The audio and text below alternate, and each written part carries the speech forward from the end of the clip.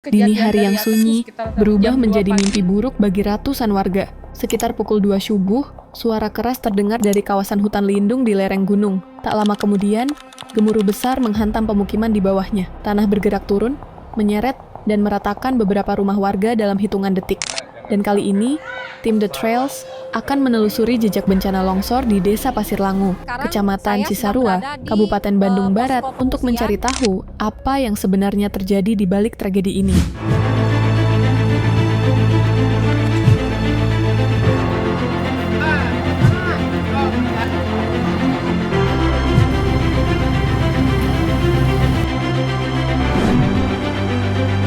Untuk mencapai Desa Pasir Langu, Kecamatan Cisarua, Kabupaten Bandung Barat, tim The Trails harus menempuh perjalanan sekitar 1 jam dari pusat kota Bandung. Akses menuju desa ini didominasi oleh jalan sempit dan berliku yang di beberapa titik sering menimbulkan bottleneck, terutama di sekitar kawasan Jalan Cimeta. Kondisi ini membuat proses evakuasi dan distribusi bantuan sempat terhambat, karena kendaraan besar harus bergantian melintas di jalur yang terbatas. Di tengah upaya pencarian dan evakuasi korban longsor di Desa Pasir Langu, Cisarua, tragedi lain pun terjadi di jalur menuju lokasi. 2 anggota Polri, Aibtu Hendra Kurniawan dan Aibda Muhammad Jerison Connery, yang sedang menjalankan tugas kemanusiaan meninggal dunia setelah tertabrak truk dinas TNI yang membawa bantuan bencana saat melintas di Jalan Cimeta, Cisarua. Peristiwa ini menambah duka di tengah perjuangan tim gabungan menyelamatkan warga terdampak longsor.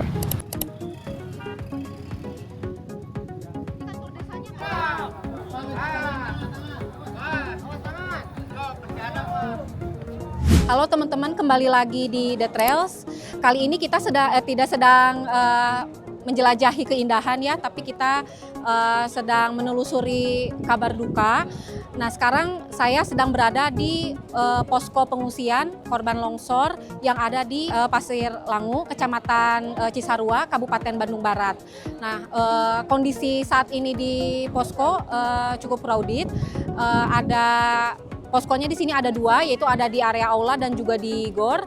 Lalu di sini juga ada pihak SAR masih terus melakukan pencarian korban, serta untuk warga sebagian sudah mengungsi di sini juga.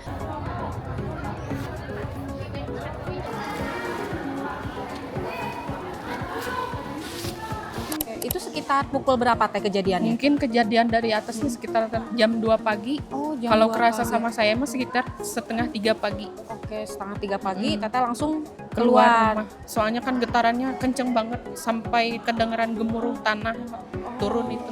Oke, terus kalau kebutuhan mendesak saat ini yang atau yang paling dirasakan oleh Teteh dan keluarga saat kejadian itu apa ya? Atau sama kebutuhan apa yang sekarang yang paling dibutuhin gitu? Keperluan anak sih nomor Untuk 1 anak ya? iya. Iya. Nomor 1 itu ya Sama kalau makan kalau itu. iya makan ya, makan Iya. Kebutuhan sandang pangan papan lah ya. Apalagi kan menyusui, lapar terus. Oh, ya ini berapa bulan Teteh? 3 bulan. Oh, masih 3 bulan ya.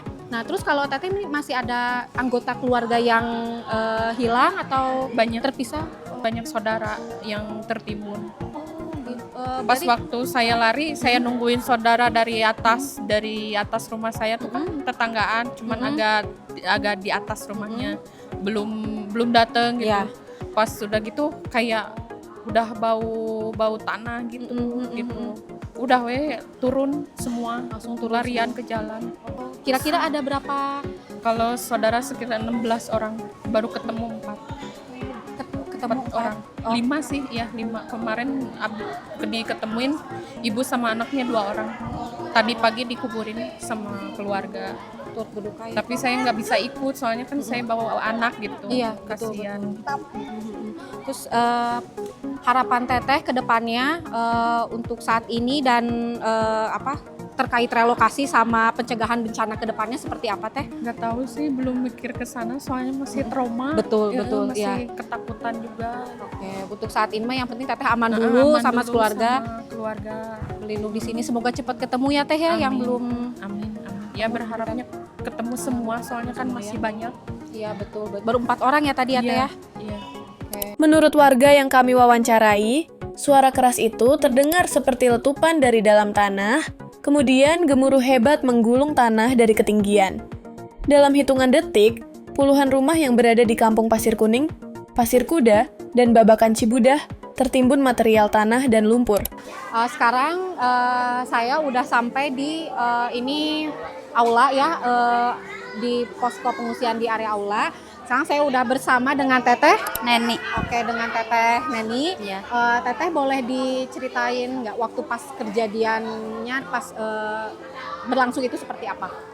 Berlangsungnya seperti ada kapal ya di atas bergemuruh gitu. Bergemuruh. Oke. Kirain teh kapal. Pas udah itu ada bibi teriak-teriak keluar ya saya teh keluar ada apa? Cepetan aja keluar. Ternyata ada longsor ya. Gitu. Itu kejadiannya kira-kira pukul berapa Teh? Setengah jam 2. Oh, sekitar jam 2. Oke. Teh Neni tuh ngerasanya oh ini ada yang bergemuruh tadi tuh jam setengah 2 itu. Iya. Oh gitu. Terus setelah itu Teteh langsung lari dan keluar. Yang keluar. Terus Teteh lari kemana saat itu? Ke masjid. Oh langsung ke masjid masjidnya. yang ini berarti atau beda? Ya, beda. Oh masih di daerah atas berarti. Daerah atas. Masih adakah keluarga yang terpisah atau gimana? Ada dari anggota? saudara bibi. Oh dari saudara bibi. Kira-kira berapa orang Teh? 13 baru ketemu 4. 13 baru ketemu 4. Oke. Teh harapan kedepannya nih ya Teh agar tidak untuk saat ini gitu Teh apa yang dibutuhkan sama untuk kedepannya apa kira-kira? Untuk kedepannya yang mudah-mudahan gak terjadi lagi. Mudah-mudahan ya. Ya nggak apa-apa Teh, santai. Nggak apa-apa Teh ya. Ya mudah-mudahan gak terjadi lagi ya. Kalau untuk saat ini apa yang paling dibutuhkan sama Teteh untuk saat ini ya gitu? Ya, Makanan atau ya makanan aja. sandang pangan, papan lah ya pokoknya. Ya. Di posko ini juga BNPB bekerjasama dengan BPBD Pemprov Jawa Barat untuk mengelola posko. Di sini juga selain ada untuk dapur umum, toilet, dan juga yang terpenting di sini adalah ada trauma healing ya yang akan diberikan untuk para korban yang langsung terdampak ya seperti itu. Terima kasih banyak ya Bapak untuk waktunya. Ini Bapak dari BPBD Provinsi Jawa Barat ya. Dengan Bapak? Dengan Riansah. Oke, dengan Bapak Riansah. Pak boleh diceritakan sedikit Pak Ya. untuk gambaran keseluruhan kejadian longsor Cisarua ini Pak? Baik, yang pertama ini saya disclaimer hanya gambaran umum saja, Oke. belum statement yang pasti. Ya. Yang pertama ialah gambaran di sini masih fokus terhadap pencarian korban Iya. dan pemenuhan dasar ini pengungsi. Adapun yang kami lakukan sekarang ini masih pendataan supaya lebih tersusun. Betul. Di mana lebih tersusun ini ataupun satu pintu tentang pendataan. Adapun yang berwenang di sini ialah Sekretaris Kepala Daerah Kabupaten Bandung Barat yang menjadi insiden commander di sini. Jadi adapun data-data yang harus kita keluarkan ialah dari Bapak Sekda. Akan ada mungkin press release di sini ialah baru dipasang, bisa dilihat Komando Utama Penanganan Banjir Bandang dan Tanah Longsor di Kabupaten Bandung Barat ini. Ini masih akan berlangsung sampai dengan 14 hari ke depan. 14 Tapi hari ini depan. udah berjalan mungkin 3 hari ya. Dari hari Sabtu, Minggu, Senin. Sekarang Selasa. Berarti tinggal 10 hari lagi untuk Berarti penanganan. 10 hari lagi. Baik, upaya-upaya kami dalam pencarian sudah banyak dari tim gabungan, TNI, Polri, relawan ataupun BPBD 1 Jawa Barat ini sudah berkumpul di sini untuk membantu di sini gitu. Jadi tantangan utamanya Pak saat Tantangan relokasi dan utamanya itu evakuasi ialah medannya sendiri ya. Medannya sendiri ini tertimbun kurang lebih kalau nggak kurang lebih itu hampir 10 meter rata-rata. 10 meter. Rata-rata, dan itu pun luasan hektarnya ini baru saya terima tadi. Hasil pengukuran kami, hasil pengukuran dari BPBD, tim BPBD itu Pak Pandu ini kurang lebih 30 hektar luasannya. 30 hektar untuk pengungsi mungkin ada di sini, bisa dilihat di belakang ya. Iya. Nah, ada di belakang ini aula. Oh di aula sama gor ya tadi kalau tidak salah ya Pak ya? Iya, betul. Ada 2. Betul. terakhir nih Pak, Ya. untuk rencana ke depannya Pak, rencana nyata apa yang akan dilakukan untuk selain relokasi, evakuasi, dan untuk pengungsi sendiri Pak? Yang pertama itu biasanya untuk kita ini ialah trauma healing dari si korban sendiri. Mungkin mereka jelas relokasi. Relokasi ya, Nah, betul. relokasi tentu ke tempat yang lebih aman, bukan yang Iya. tambah bencana Iya. gitu. Dan itu pun mesti ada kajian dulu dari pengampu. Betul, karena kan penentuan zona Ya, aman. jangan ya. memindahkan orang dari tempat bencana ke tempat bencana lainnya. Ya, Gitu betul. kan, itu tidak bisa.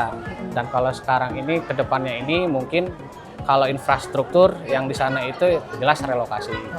Tidak bisa, dan gubernur juga kan menyatakan bahwa itu akan direlokasi, sehingga kemungkinan besar relokasi. Kalau infrastruktur ya mungkin kayak kalau memang keadaannya lain, misalnya ada listrik ataupun jembatan yang rusak, itu bisa kita perbaharui Oke. untuk sementara. Sementara ini ya. Asal bisa bisa Digunakan dulu ya, kembali. karena ini Bisa kondisi digunakan darurat. kembali, nanti bisa lebih lebih mumpuni lagi. Ini lagi. Mungkin seperti itu gambaran umum yang ada di sini gitu kan, tidak. Jadi untuk bisa lebih jelasnya bisa dilihat di sini, mungkin ada media center. Setelah ada satu pintu ataupun kesepakatan dari semua unsur, maka akan ada rilis. Oke. Nah, rilis itu yang menjadi statement di Untuk keseluruhan kejadian keseluruhannya, ini betul. seperti apa gitu ya. Kalau saya di sini hanya memberi gambaran umum saja.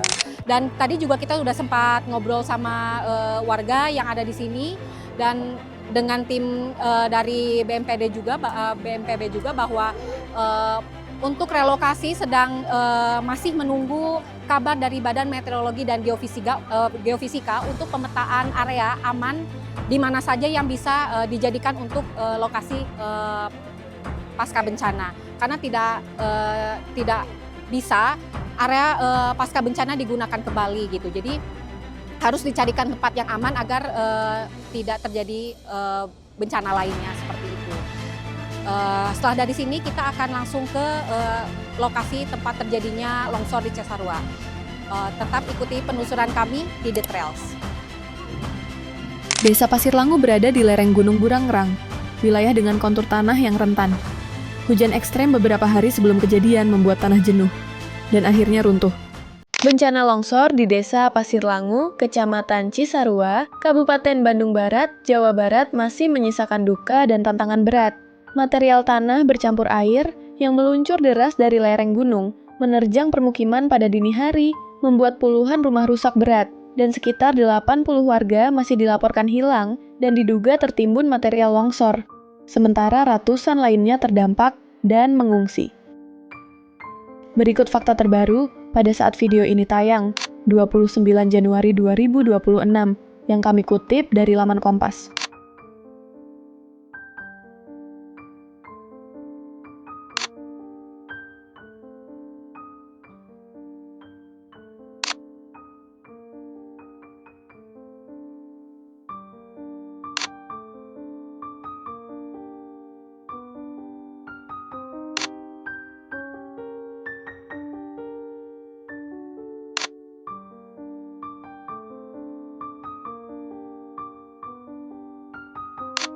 Bencana bencana longsor yang terjadi di Cisarua ini tidak terlepas dari kondisi alam yang sedang tidak baik-baik saja.